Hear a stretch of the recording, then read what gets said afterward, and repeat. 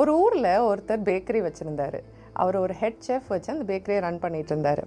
திடீர்னு அவங்களோட ஓவனில் ஏதோ ஒரு ப்ராப்ளம். வெளியில் வர கேக் எல்லாமே லைட்டாக அங்கங்கே பேர்ன் ஆகி வந்தது. அந்த செஃப்புக்கு ஒரே கவலை. கஷ்டப்பட்டு டெம்பரேச்சர் அட்ஜஸ்ட் பண்ணுறது, ஹீட்டை மானிட்டர் பண்ணுறதுன்னு எல்லாமே பண்ணி பார்க்குறாரு. ஆனால் வெளியே வர கேக்கில் அங்கங்கே லைட்டாக பேர்ன் ஆகி தான் இருக்குது. அந்த ஓனரோட பையன் ஒரு நாள் அந்த பேக்கரியை விசிட் பண்ணும்போது என்ன ஆச்சுன்னு கேட்குறாரு. விஷயத்த சொல்கிறாங்க. உடனே அவர் அங்கங்கே பேர்ன் ஆகிருக்கிறத மட்டும் ரிமூவ் பண்ணிவிட்டு க்ரீம் போட்டு அதை அழகாக மாற்றி கேக்கை ப்ரெசென்ட் பண்ணுறாரு. கேக்கும் நல்லாவே விற்குது. ப்ராப்ளம்லாம் சால்வ் ஆகிடுது. புது ஓவன் வாங்கிடுறாங்க. Time goes on. ஒரு நாள் அந்த ஓனருக்கு உடம்பு சரியில்லாமல் போகுது.